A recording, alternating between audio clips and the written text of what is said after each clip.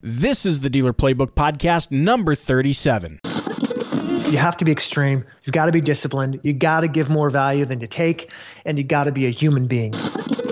You're dialed in to the Dealer Playbook Podcast, where it's all about winning auto dealer strategies that deliver proven results.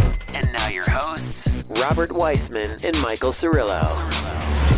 Hey there, what is going on? Michael Cirillo here and Robert Weissman with the Dealer Playbook. Every single week, we're sitting down with elite trainers, speakers, and authors for today's automotive professionals. Robert, what's going on, my man? Michael, everything is good, man. How Everything's good. Yeah, man. Year's off to a great start. You know, so many new people listening to the podcast, so we just want to give you a shout out and thank you for being here with us today. You know, we have so many incredible shows lined up and guests that are just really bearing all their strategies and secrets to help you listening in take your career in the automotive industry to the next level. And today is really no exception. I mean, following in line with just an incredible lineup of guests that we've had in the past, today we're sitting down with Dan Waldschmidt. He is the author of a book titled Edgy Conversations. And actually, Robert, you were the one that brought Dan to the table. How'd that come to be? Well, Dan is like an international business consultant and sales, and he's like a guy that's been in the trenches. And well, our friend Tracy Myers, we all know Tracy. Him and I, we chat a lot, and we're, you know, I'm always trying. If somebody at the level of Tracy's success is gonna take their time, hang out with me, chat with me, you better believe like I'm gonna pick their brain to pieces. So I'm always hitting them up like, "Hey Tracy, what are you reading?" Because it's like, you know what? Like I want to read what people like that are reading. And he opens up and gives it to me. And one time he sent me the picture. He'll always take a picture of it, and he sent me Dan's book, and he was pumped about it. Pumped to the point to where now Dan will be, you know, at the Unfair Advantage Mastermind, which at the time recording this is, I mean, heck, Mike, you probably are leaving now, aren't you? To head there.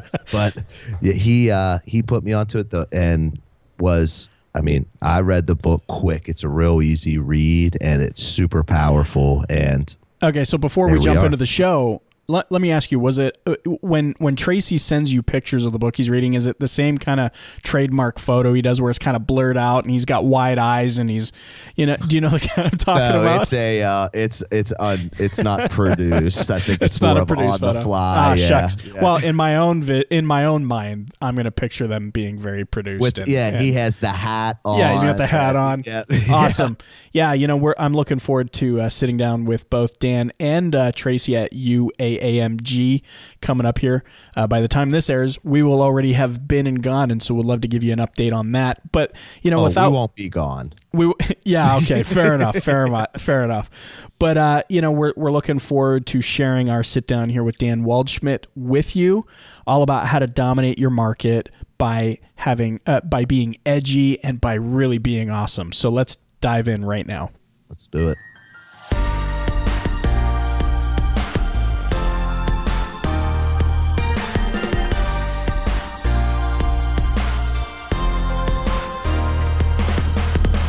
All right, and we are here, Dealer Playbook Podcast, episode 30. What are we on, Robert? 37? 36, I believe. Wow, man. You know, everything's just been such a blur. We've had so much fun putting the show together and sitting down with the who's who in and out of the automotive industry. Today, our guest, you know, we're so excited about. He helps companies all over the world arrive at business-changing breakthrough ideas by moving past outdated conventional wisdom, social peer pressure, and the selfish behaviors that stop them from being high performers. We're so excited to be joined today by Mr. Dan Waldschmidt. Dan, thanks for being on the show with us today. Yeah, thanks for having me, guys.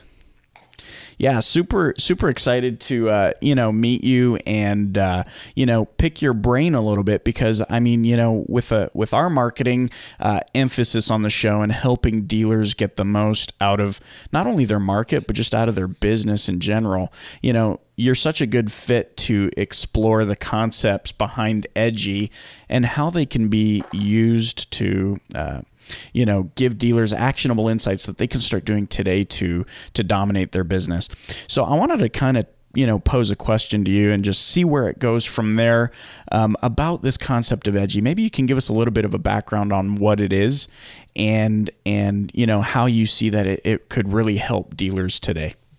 Yeah, so let me jump into what Edgy is, and then you guys, cut me off, slow me down, throw some water on the fire, and we'll talk about car dealership and how we unscrew the mess often that is the car industry. By the way, what is this? G-rated, PG-rated, R-rated? How real can we keep this? It's kind of whatever comes out of your mouth in the moment. Nice. Rated. Just be yourself. So let's mix it up. So ultimately, Edgy, for us, is an acronym. It stands for 4 concepts: extreme, disciplined, giving, and human. It all started half a dozen years ago when I was looking for the genome behind high performance. And, the reason why I was asking was just simple. I was wondering what makes successful people, successful companies, not if you're going to Donald Trump's class on how to flip homes, or, Rich Dad, Poor Dad on, how to make money sitting on your couch. I mean, it's just bullshit. Right. One person out of a million, whoever buys those courses is successful. And I thought, what's really the genome? Because I looked around and everything that people were telling me I should be doing, I wasn't doing. I dropped out of college twice. I had made like $15 million by the time I was 25, selling, growing companies, just kind of looking at life unconventionally, kind of that uncommon common sense, you might call it. But a lot of that influence came from reading. I came from very strict parents, had to read a book a day, that sort of thing. No joke. No TV in the home. Started my first business when I was 12. Just all of that stuff. This stuff was drilled into me. It wasn't necessarily drilled into me like step 1, step 2, step 3. It was just, these are broad principles.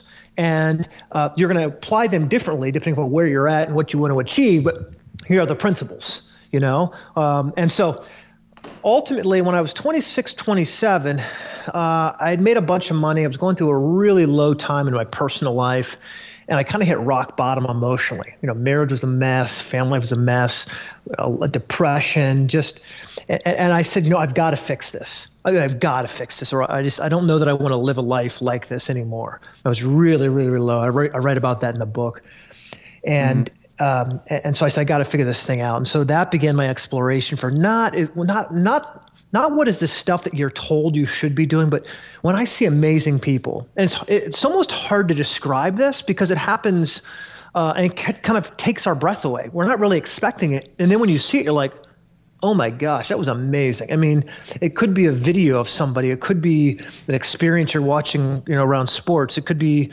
a political election or something. Usually that's not the case, but, it could be any one of these things where you see, you're just like, that was amazing. And you're not really sure how it happened. And you're not even convinced you could ever reproduce it ever again.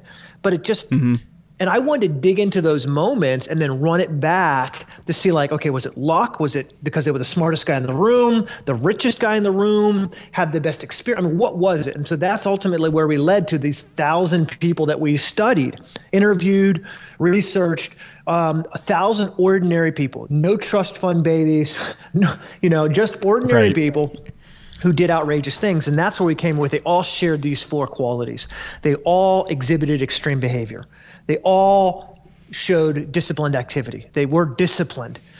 They all had a giving mindset that gave more value than people expected. And Y in Edgy stands for human strategy. And of course, we spell human with a Y because that's just not cool. So we spelled Edgy. 95% of what we know about good leaders, if we can measure between good leaders and bad leaders, it comes down to this Y category of, do you understand what real humans think and act and behave like? And bad leaders just don't get it. Everything on paper looks good, but in real life, we look at them and go, well, that guy's an asshole, right? On paper, he might be the smartest guy in the room, but when it comes to the human strategy, that's why he's failing. So ultimately, when we looked at high performers, and still to this day, as people are sending me stories and, hey, check out this person, look at that guy, it's amazing. They all share these 4 qualities. You have to be extreme. You've got to be disciplined. You got to give more value than you take, and you got to be a human being. Okay, so this really is, something that I for myself am really passionate about, especially kind of this human element. We talk a lot about in the automotive industry how we can connect more with, automotive consumers. And we find that, in a lot of instances, the human element is missing. Also, what I've observed is missing is just the concept of giving more than you take. What can you say to automotive dealers listening in who are perhaps struggling with this idea of, well, if I give everything away, how is that going to benefit me? So one of the biggest misconceptions people have about giving is that it's money. Usually the best gifts are not money. They're emotional. And the awesome thing about emotional is it doesn't cost you anything. Actually, I misspoke. It costs you everything, but financially it costs you nothing. And that's the problem, is that we're more willing to drop $1 into a homeless guy's cup than we are to stop and say, listen, what's going on in your life, brother? How can I help you? Not just can I give you $1, but how can I reach down and touch your soul? Yeah, it's easier to give $1, right? It's easy to go to church and go, here's some money. I hope the starving people, wherever they are starving in some lands, starving lands, right, that they'll magically fix themselves. We don't want to actually get involved. Well, it's easier just to give money. So when we come to giving, what do we magically think of? Money. I'm going to give money. But when you look at high-performing people, money isn't the first thing they give. It's something they often give, and usually after they have more money, they give more money because they have more, but they're already giving. For instance, you go into a retail establishment and someone looks at you and goes, hey, how are you? Welcome. Big smile. Okay. You go into another retail establishment. Someone's got their eyes down. Hello, welcome to our store. They did basically the same thing on paper. They welcomed you to the store. Both of them did it. But one gave more emotional value than the other person did, right? And so, a lot of what we're doing in any retail establishment, any consumer-facing establishment, and that applies to cars, looks really good on paper. This is where the G and the Y go really strong together. It's about giving attention. For instance, would you ever go to the grocery store and I need these things. You want to put them in your cart, and then you go up to the counter to check out, and someone says, oh, no, I can't let you check out. You've got to talk to the manager first. Sit here on this chair while I go get the manager. And you sit there, right? You're laughing because it's ludicrous, right? No, sir. Don't go. Just sit there for a couple minutes. I'm going to get the manager, and you talk to the manager. And now what did you get in your cart here? Let's look at your cart here. Okay, yeah, it's got the 4 doors, and oh, yeah, you got the, okay, yeah. Now, are you sure you didn't you got 1 bag of potatoes? Are you sure you don't need 2 bags? What are you cooking next week? Oh, can I come over? Are you a good cook? I mean, some of these questions we get that are just like, when you compare them to other industries, it's just about as insane as going to the doctor's office and waiting in the lobby 30 minutes and another 45 minutes in that room without your pants on, right, with the paper, and you're cold, and you're like, why am I doing this? Why can't we improve this process? So it's just absolutely ludicrous. Imagine an experience where there was no waiting. Imagine an experience where people got exactly what they wanted, and there wasn't a haggling, and there wasn't this like, let me try to upsell you, right? And it wasn't immediately jockeying for, by the way, when you go to the store, here are the 5 things you want to avoid them saying no to. I don't want that spray that magically goes on the bottom of my car. And I don't want the thing that goes on my seats that they, magically makes it so my 2-year-old daughter doesn't spill orange juice or whatever it is. All that stuff. All that stuff they try to upsell you. When you go into the car, your stomach's in knots. You haven't even been there. I liken the experience to this. There are very few things that will shake the confidence of a small business owner. I mean, if you decided to go out on your own, screw the 9 to 5, screw the steady paycheck, I'm going to do it on my own. There's really 2 things that really shake you, and they both come in the mail. One is a letter from an attorney that you don't know the name of, like the dude doesn't work for you. You're like, uh-oh, what happened? And the second is a letter from the IRS. Those are the two that you're just like, hand goes over the heart. Oh no, what's wrong? And I'll tell you, that same experience, it's like visceral. We start feeling poorly right before we're even knowing that there's trouble. That's the generational damage the auto industry has created amongst consumers. And if you think about how you correct that, if I'm somebody who beats my wife and kids because I'm a raging alcoholic, and all of a sudden one day I find Jesus, my kids just don't magically want to come up and give me a hug. My wife doesn't trust me that when I get angry, I'm not going to go do what I've done in the past, because it doesn't matter that you're just doing a little bit better. What matters is that you actually are fighting against preconceived notions you yourself have helped perpetuate. So when we talk about giving, how much giving will it take to correct the screw-ups of not just you, but everyone else in the same industry who's done it since the beginning of time? How much giving do you have to give? When you figure out what it's going to take to fix that, then you're on course to actually do something that changes your business dramatically for the better. That's the discussion that needs to be going on in the boardroom on Monday morning, not, well, looks like Johnny had 17 accessories, Sally had 13. No, how many outrageously satisfied customers did we have last week? I want that number on the board. Don't give me the ticker of who sold cars. I want the number of outrageously satisfied, raving fans of our car dealership. Let's start measuring that, and everything else will take care of itself. Interesting.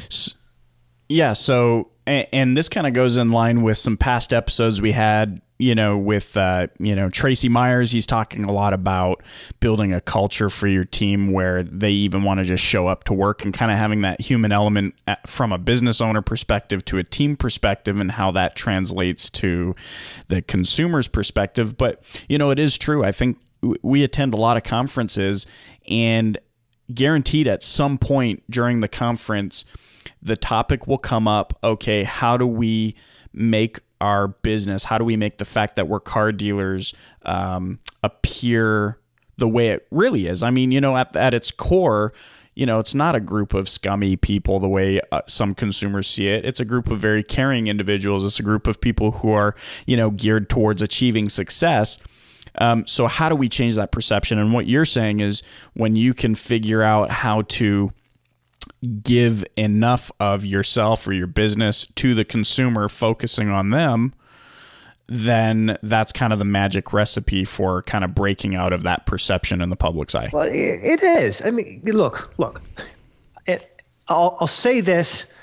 I am a red-blooded capitalist. And like Tracy, who I know, I love to make money. I love to make lots of money, because it's like fuel in your gas tank. Your car has 5 gallons of gas. My car might have 500 gallons of gas, right? I want 500 gallons of gas to go where I need to go. Okay? So I love making money. But inherently, the core of what we're doing is different from the strategies we're executing. So for instance, we say, hey, we care about the community, so we're going to have clowns at our dealership with balloons. Well, that's just stupid and ignorant and selfish. Now, are clowns bad? No. Here's what is bad.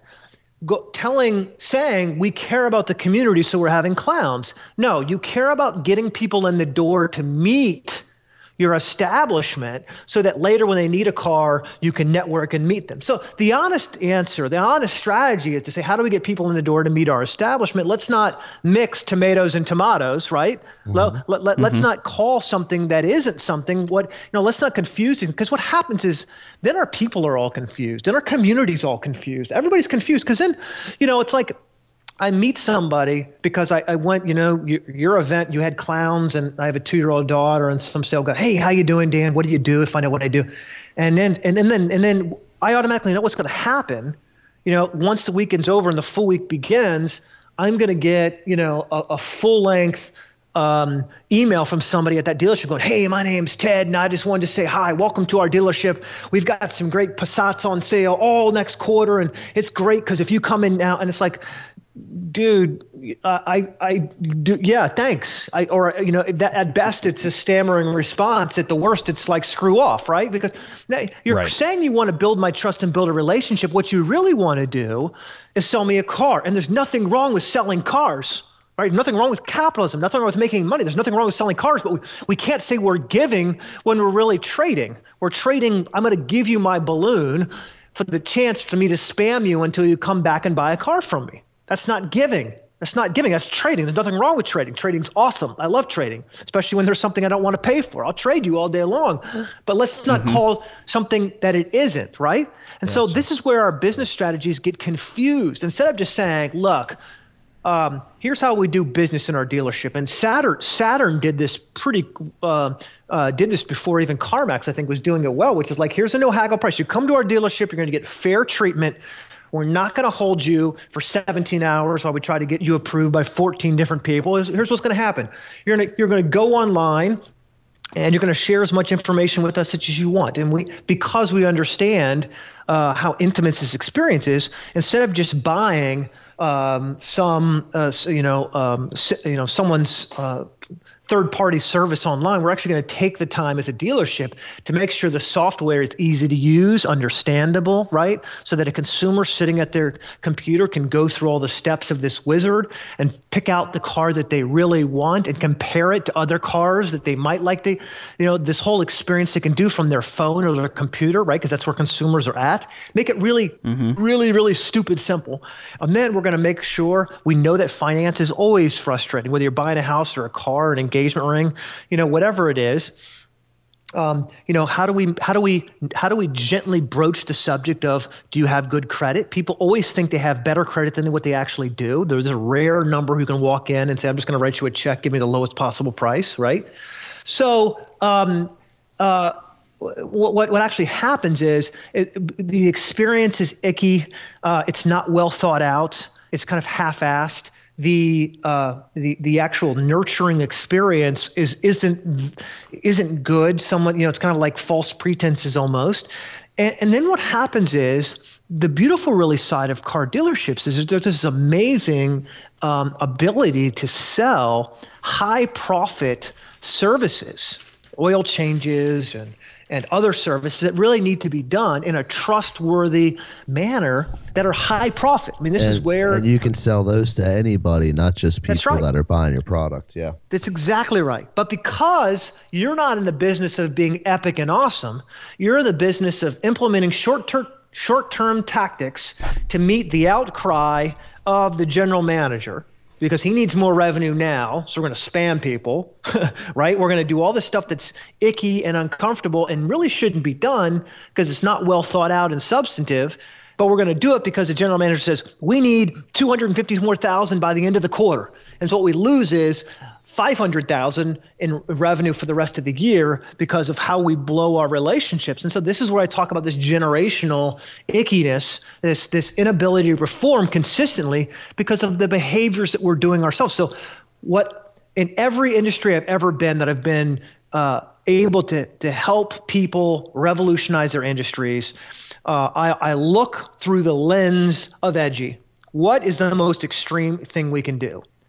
We know that if you want radical results, you have to be extreme. Now, if you don't care about improving the profitability, the long-term sustainability of your dealership, you should keep doing what you're doing. But if you do, then you need to sit around the table with your senior leaders and say, what's the most radical thing we can do? Right? And what's the most radical thing we can be prepared to do in order to be successful? How can we be disciplined about doing it? I can't tell you the number of really sloppy sales guys in the automotive industry who don't have a good methodology for following up or following through. I mean, don't get me wrong. I'm added to their database, and once a quarter or once every couple of months, they hit a button in their automobile marketing gizmo, and I get a beautiful HTML newsletter with lots of pictures and charts and graphs or whatever that says, hi, I'm Ted, remember me, come back, I want to say you something. That's not intimate, right? I just archive, delete, whatever, move on.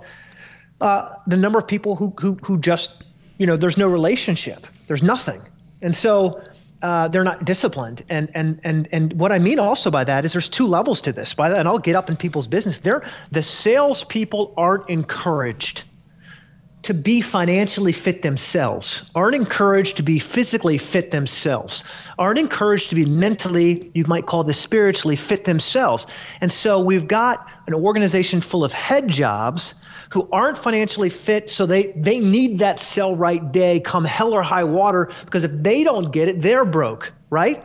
And so we've got this trickle-down effect of good people who become bad people. I often hear people say, oh, I'm just a good person. I just do bad things, right? I have these bad habits. And I say, no, look, I'm not trying to be overly mean to you, but you're not a good person. You're a bad person who desperately hopes that by magic or fairy dust, you become a good person. Yeah.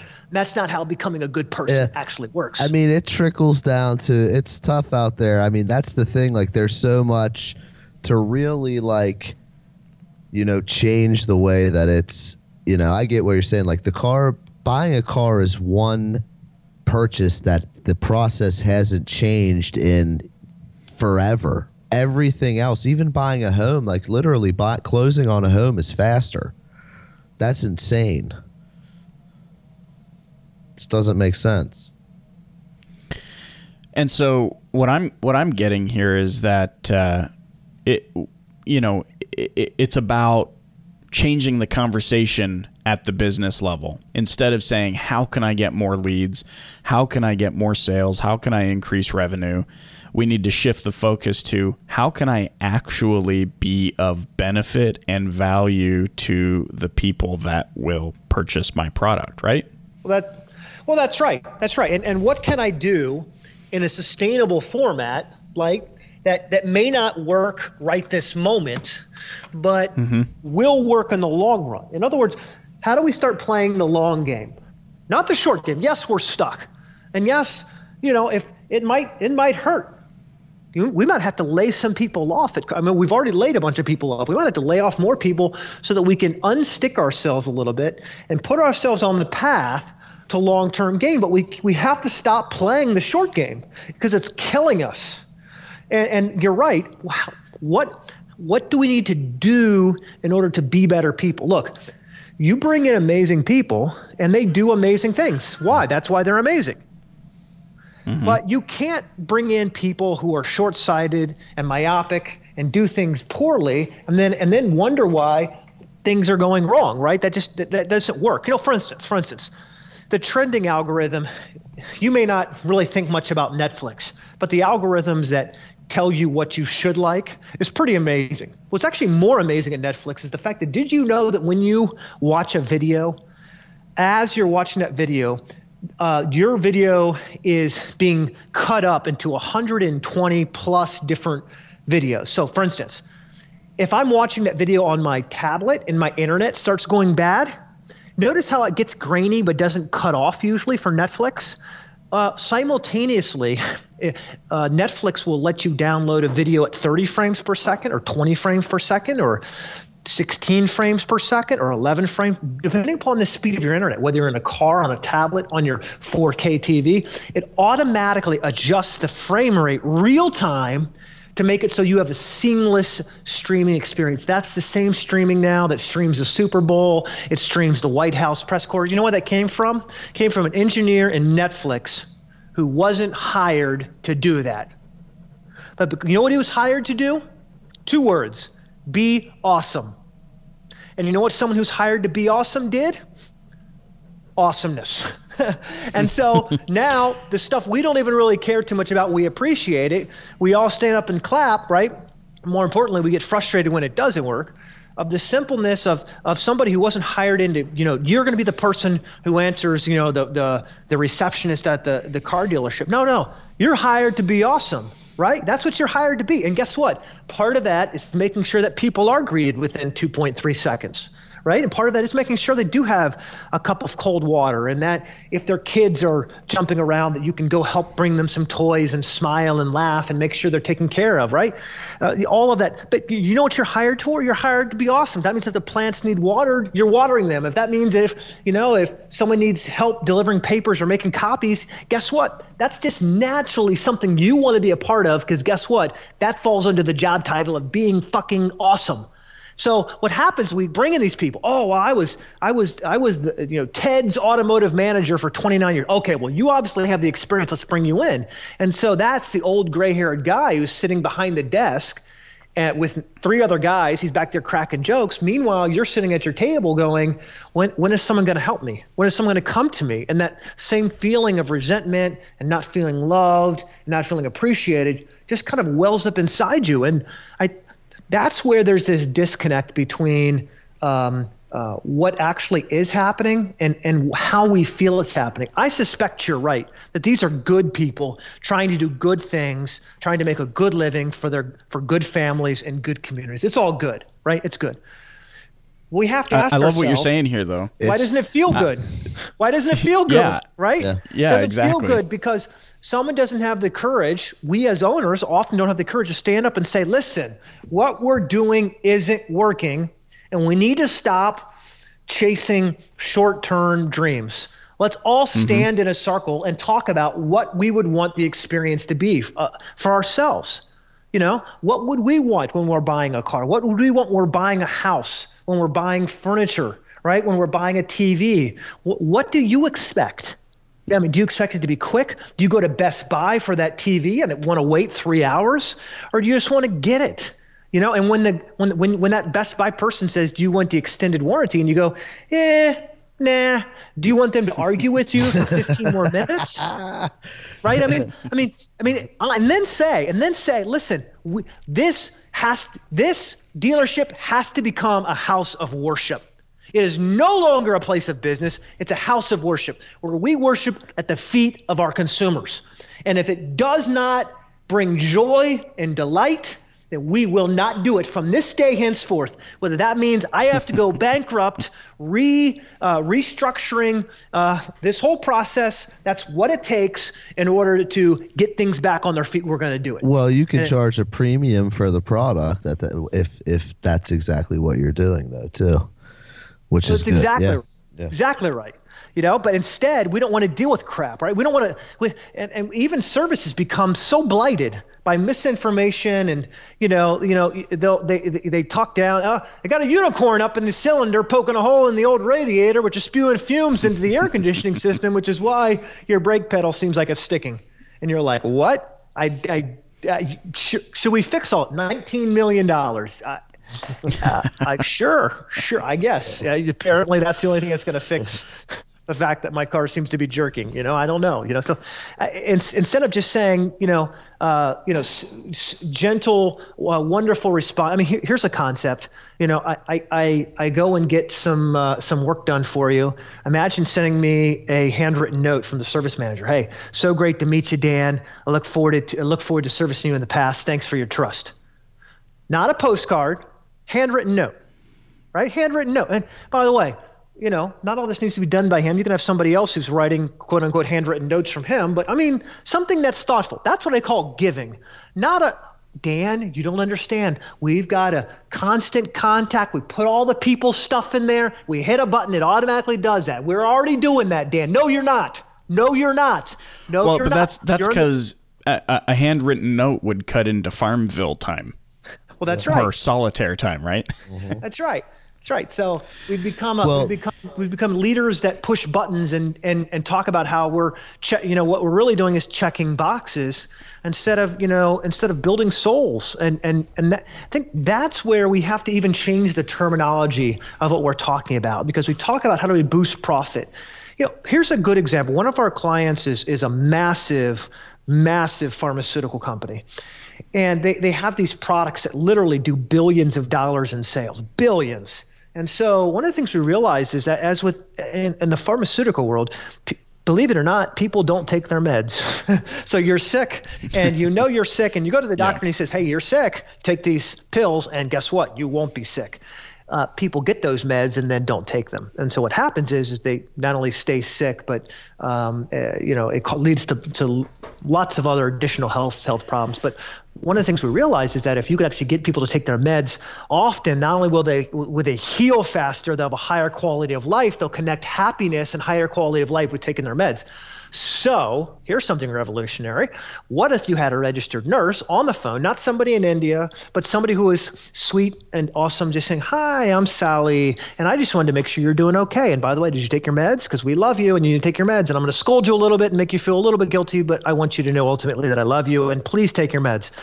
And that ended in driving $550 million a year in new revenue, because somebody who was local and would smile on the phone, and the other person felt that smile coming to the phone, said, "Yeah, right, Sally, I got to go take my meds," right? And where is that in the car industry? Where's someone just going, "Hey, I'm Sally. I wanted to make sure when you drove off the lot from our service department that was just super swell and you were happy. And I just want to make sure I'm not selling you anything. I don't want to sell you. You can't buy anything from me. I just want to make sure you're smiling."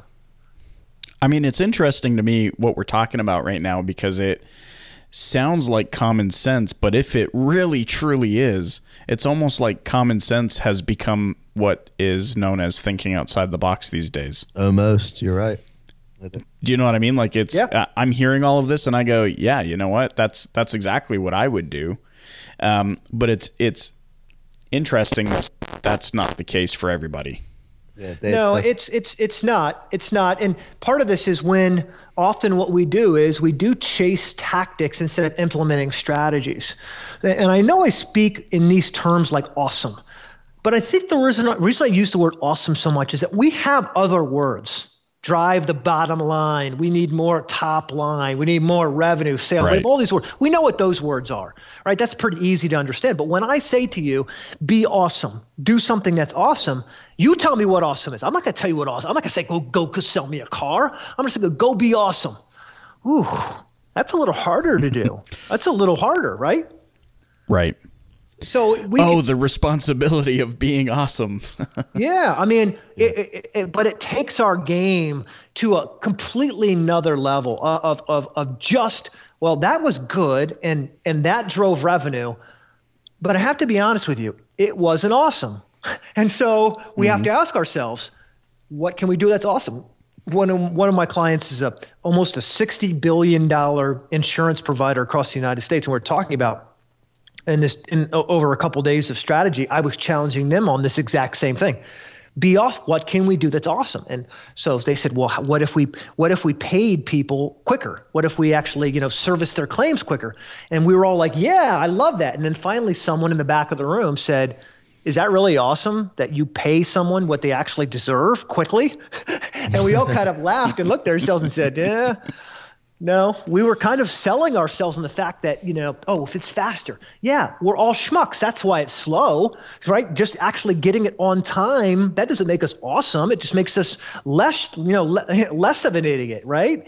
And so this is where we have to push back against the norms and then say, yes, this is extreme. It is going to be extreme. It's going to be different than what you've experienced in the past. And it's going to require more effort from you emotionally, right? You're going to have to be on your A game. It's not about doing better things. It's about being better. Because once we are better, what we do is automatically better.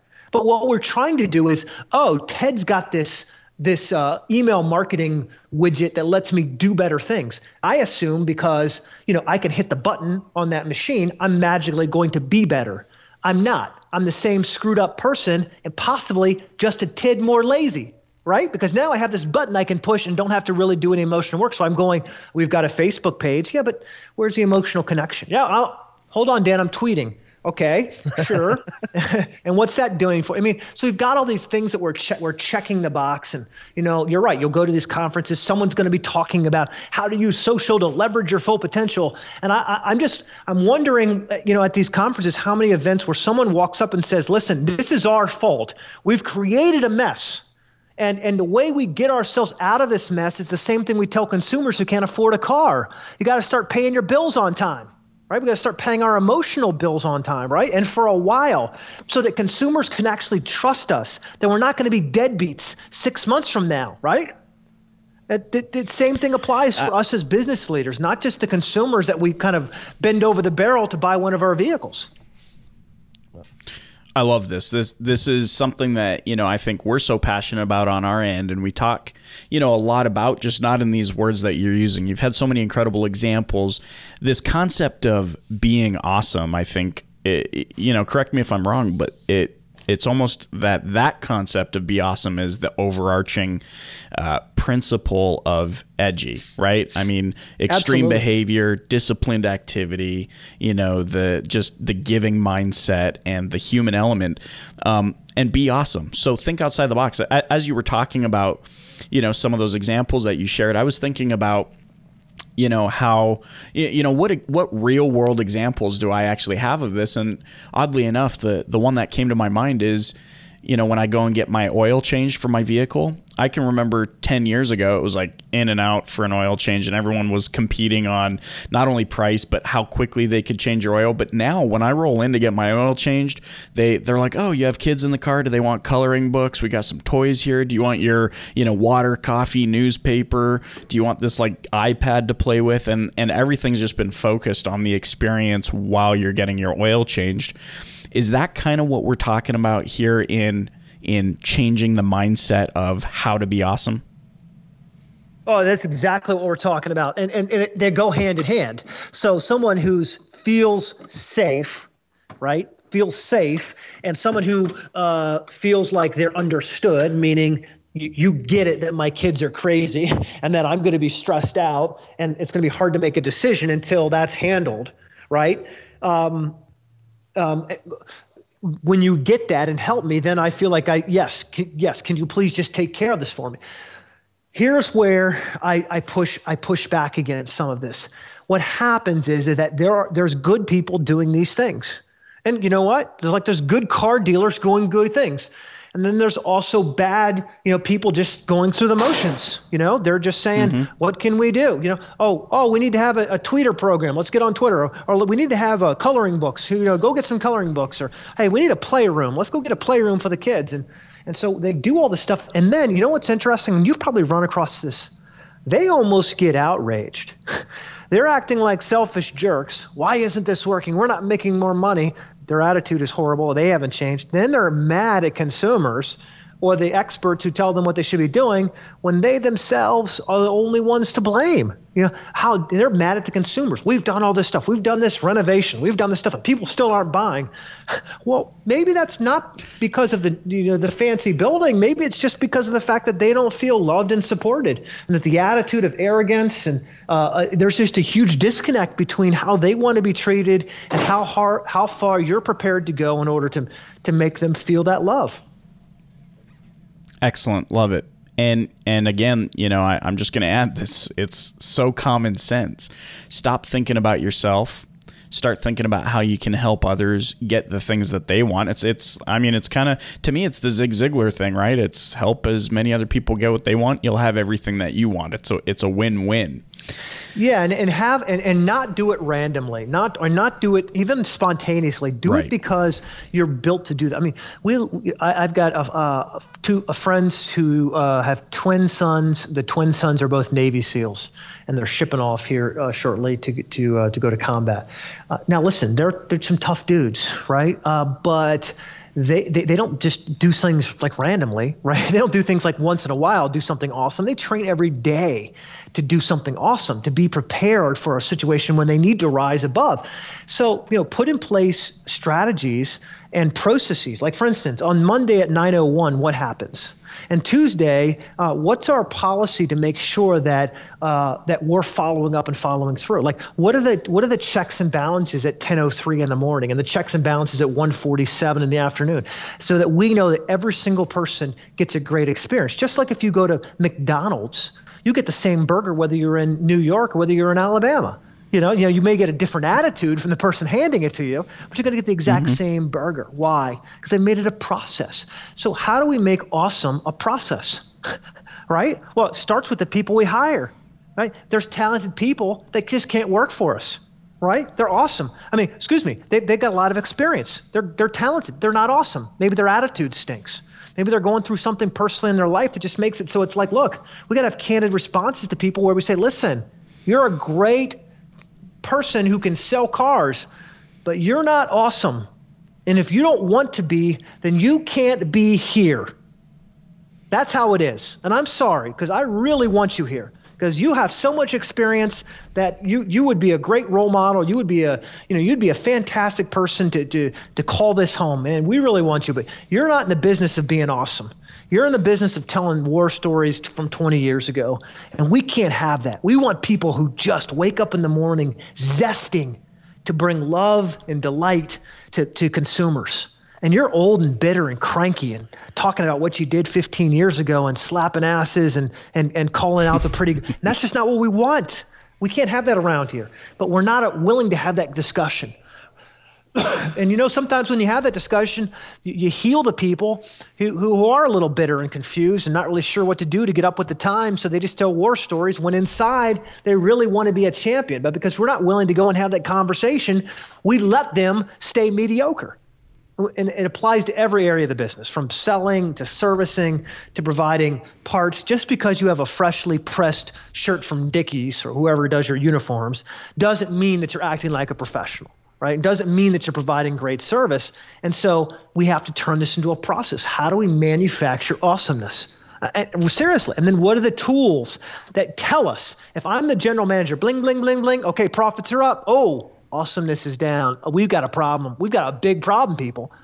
Because I like the fact that we're selling more cars. Here's what I'm gravely disturbed by. The number of outrageously satisfied customers is down. The number of outrageously satisfied serviced vehicles is down, right? We're losing awesomeness. So either we're not measuring it consistently, which means we're low in our discipline category, or we're not behaving in ways, and guess what? It's going to hurt us in 6 months. That's why 16-year-olds don't stop smoking. Because they're not dying of cancer at 16.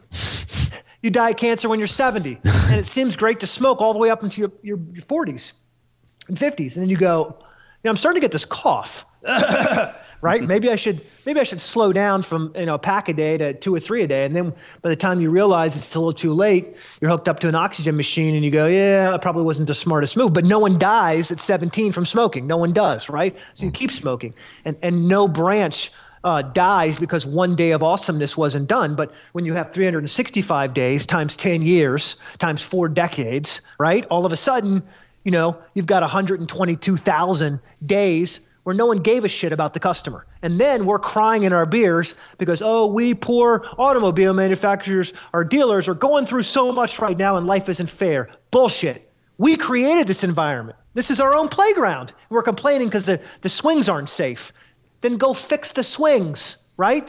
This is our playground. Let's go make awesome, right? Let's build awesome, right? Let's have people create so much love that they go, I don't know what you're talking about. My car dealer is the best in the world. Let me tell you a story about what happened, right? And it's not just about balloons and clowns. It's about people coming in, doing business, leaving feeling like they're honored, respected, good citizens of a community. That's awesome. That is. So good. So, I mean, those are really the 2 questions I have for those of you listening. And to sum up our sit down here with Dan Waldschmidt, are you an edgy dealership, and do you have processes to create awesome all the time and be awesome? Dan, thank you so much. So much thought-provoking information that you've provided us today. Certainly, I've had some aha moments as you've been speaking, drawn some really awesome parallels. I know those listening in certainly have had their thoughts provoked. We appreciate you being on the show with us today.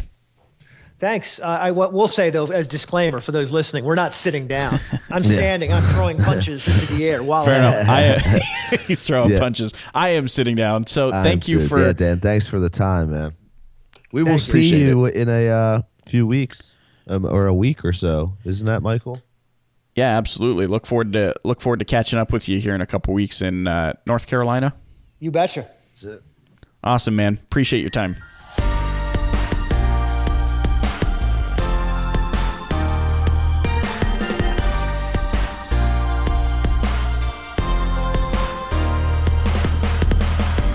And that was Mr. Dan Waldschmidt.